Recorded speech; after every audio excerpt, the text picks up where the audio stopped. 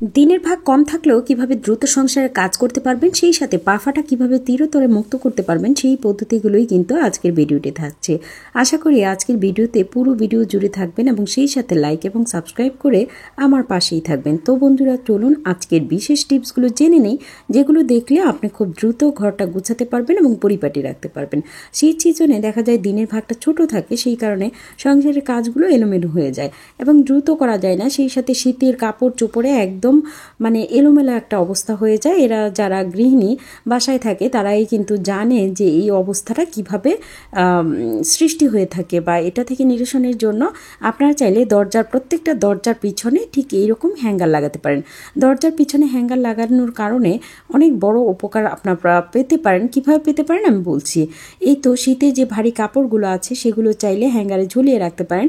অনেক সময় দেখা যায় যে 2 স্তর বিশিষ্ট হ্যাঙ্গারও থেকে থাকে, দোতলা যাকে বলে থাকি, যে উপরের অংশও থাকে নিচের অংশও থাকে। তো এগুলো যদি আপনারা ইউজ করে থাকেন তাহলে আপনাদের কাপড়গুলো অনেক বেশি গুছানো থাকবে। সেই সাথে সংসারে কোনো প্রকার শীত সিজনে অন্তত আপনারা গুছিয়ে রাখতে পারবেন খুব দ্রুত। এই শীতের ভারী ভারী কাপড়গুলো অনেক সময় দেখা যায় যে ঘরগুলো একদম এলোমেলো হয়ে থাকে, যে এগুলো কীভাবে যে গুছিয়ে রাখবেন সেই রাস্তাটাই খুঁজে পান না। তো এমন হ্যাঙ্গার যদি থাকে তাহলে আপনারা এনে প্রত্যেকটা দরজার পিছনে রেখে দিবেন। এতে করে আপনার ঘরটা কিন্তু অনেক বেশি গুছানো থাকবে। তো অনেক সময় দেখা যায় যে দরজা যদি খোলা না থাকে তাহলে এটা দেখাই যায় না যে এর পিছনে এতগুলো কাপড় রাখা হয়েছে, কিন্তু এটা করার কারণে দেখা যায় অনেক সময় আমাদের ঘরটা কিন্তু অনেক গুছানো থাকে। তাছাড়া দ্রুত গুছানো যায়, কাপড় ভাঁজ করার কোনো প্রয়োজনই পড়ে না। এটা যেহেতু অনেক উপকারী একটা টিপস, তাই আমি আপনাদের সাথে শেয়ার করছি। অনেক সময় শালগুলোও গুছিয়ে রাখা যায় না, ড্রয়ার একদম বোঝা হয়ে থাকে। তো এখানে আমার ছোট ছোট বাচ্চাদের পোশাকগুলো রেখে দিচ্ছি। সেই সাথে আগে তো আমি আমার এবং আমার হাজব্যান্ডেরটা রেখেছি, তো এখানে ছোট বাচ্চাদেরটা রেখেছি, আমার বাচ্চাদেরটা। তো শালগুলো অনেক সময় দেখা যায় যে ড্রয়ার ভর্তি হয়ে যায় শীতের শালের কারণে। তো এরকম হ্যাঙ্গারের মধ্যে যদি শালগুলো ঝুলিয়ে রাখা যায় সেগুলো ভাঁজ করাও খুব সহজ হয় এবং পেতেও সহজ হয়। তাছাড়া গুছিয়ে রাখা খুবই সহজ হয়। ড্রয়ারে দেখা যায় নর্মালি আমরা যে কাপড়গুলো রেখে থাকি সেই কাপড়গুলো তো সব সময় থেকেই থাকে। তো এগুলো যেহেতু শীতে ব্যবহার করা হয়, শীত তো বেশি দিন থাকে না, 2 মাস বা 3 মাস, বেশি হলে 4 মাস থাকে। তো 4 মাস তো থাকে না, সেটা আমরা সবাই জানি। তো এই শীত সিজনে যদি এভাবে কাপড়গুলো গুছিয়ে রাখা যায় তাহলে সংসারের কাজগুলো অনেক দ্রুত হয় এবং সংসারটা গুছানো থাকে। তো বন্ধুরা, এরকম জ্যাকেট কিন্তু সবার বাসায় থাকে। তো শীতে এই ভারী জ্যাকেটগুলো দেখা যায় ড্রয়ারে জায়গা হতে চায় না। তো আমার মতো এই পদ্ধতিতে যদি জ্যাকেটটা বাজ করে রাখতে পারেন তাহলে দেখা যায় সেটা খুব অল্প জায়গায় নেয় এবং খুব সুন্দরভাবে গুছানো থাকে। তো দেখতেই পাচ্ছেন জ্যাকেটটা খুব অল্প জায়গায় নিবে, এভাবে গুছিয়ে নিয়েছি।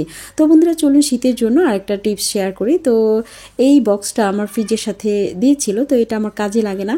তো সেই কারণে ভাবছিলাম যে এটাকে সুন্দর একটা ডেকোরেশন করে শীতে অনেক বেশি কাজে লাগাবো, যাতে করে আমার ঘরটা খুব বেশি গুছানো থাকে এবং পরিপাটি থাকে।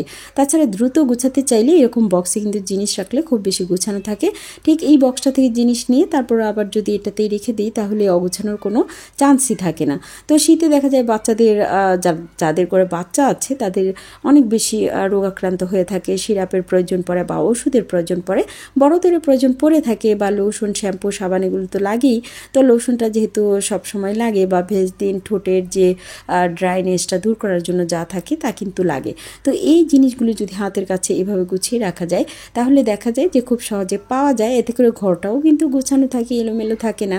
তাই আপনাদের সাথে এইভাবে শেয়ার করা। জানি না আপনাদের কেমন লাগছে। যদি ভালো লেগে থাকে বা আইডিয়াটা কাজের মনে হয় তাহলে অবশ্যই আপনারা সেটা কাজে লাগাবেন। তো এবারে দেখাবো যে শীতের দিনে আপনারা চিরুনি কীভাবে গুছিয়ে রাখবেন। চিরুনি কিন্তু শীতের দিন বেশি ময়লা হয়ে থাকে। সেটা কিভাবে হয়ে থাকে? কারণ মাথায় অনেক বেশি খুশকি হয়ে থাকে। তো সেই খুশকির কারণে দেখা যায় যে চিরুনিগুলো ময়লা হয়ে যায় খুব দ্রুত। তো সেটা থেকে কিভাবে রক্ষা পাবেন সেটা দেখাচ্ছি। চিরুনি পরিষ্কারের জন্য বারবার পানি দিয়ে পরিষ্কার করা বা গরম পানিতে সেটা ফুটিয়ে পরিষ্কার করা, এটা আমি পক্ষপাতিত্ব করি না। কারণ একবার আমি এক আপুর ভিডিও দেখে গরম পানি দিয়ে এটা সেদ্ধ করে পরিষ্কার করেছিলাম। এতে করে কি হয়েছে, আমার চিরুনিগুলো সবগুলো নষ্ট হয়ে গেছে। সেটা না করে আপনারা একদম পানি মুক্ত কিভাবে পরিষ্কার করবেন, যে পাউডারগুলো আছে আমরা সবসময় ব্যবহার করে থাকি গায়ে, তো সেই গায়ে মাখার পাউডারগুলো চিরুনিতে দিয়ে দিবেন। দিয়ে ভালোভাবে সেটা ব্রাশ দিয়ে ঘষে নেবেন, দেখবেন পরিষ্কার হয়ে যাবে। আমার এই গুরুত্বপূর্ণ টিপসগুলো যদি ভালো লেগে থাকে তাহলে চাইলে আমার চ্যানেলটিকে সাবস্ক্রাইব করে দিতে পারেন, আর সেই সাথে পাশে থাকা বেল বাটনটি চেপে দেবেন, আর ফেসবুক থেকে দেখে থাকলে ফলো দিতে পারেন। তো বন্ধুরা, দেখুন পাউডার দেওয়াতে এগুলো পানি ছাড়াই কি সুন্দরভাবে পরিষ্কার হয়েছে, আবার পাউডারগুলোতে কত ময়লা হয়েছে দেখতেই পাচ্ছেন। আপনারা চাইলে আপনাদের গুরুত্বপূর্ণ কাজগুলো কিন্তু এভাবেই শেষ করতে পারেন। এখন দেখাবো যে গোড়ালি ফাটা বা পা ফাটা দূর করার জন্য একটা অভিনব পদ্ধতি, যে পদ্ধতিতে শুধুমাত্র একটা পেঁয়াজ দিয়ে এটা হয়ে থাকে। শুধুমাত্র পেঁয়াজ বললে ভুল হবে, পেঁয়াজও এটাতে লাগবে, আর অনেক কিছু আছে যেটা আপনার ঘরেই থাকবে। তো ঘরে থাকা উপকরণ দিয়ে কিভাবে জীবনের জন্য পা ফাটা মুক্ত রাখবেন সেটা কিন্তু এখন শেয়ার করে দেব আপনাদের সামনে। আশা করি ভিডিওটির সাথেই থাকবেন, তাহলে পুরো ভিডিওটা দেখলে আপনি বুঝতে পারবেন যে এই কঠিন কাজটা কিভাবে সহজ করা যায়। শীত আসলে বা শীত ছাড়াও অনেকের দেখা যায় যে পায়ের যে গোড়ালি ফাটা বা পা ফাটা এই সমস্যাটা থাকে। তো এইভাবে করার পর কখনোই আপনার পা ফেটে যাবে না। সপ্তাহে অন্তত 2 দিন কিন্তু আপনি এই কাজটা করতে পারেন, এতে করে পাটা অনেক সুন্দর থাকবে এবং ফাটবেই না। তো আমি যে এটা করি তা না, এটা খুব কাজের আমি জানি, কিন্তু অলসতার কারণে অনেক সময় করা হয় না। এই কারণে দেখা যায় নিজের যত্নের কথা ভুলেই যায়।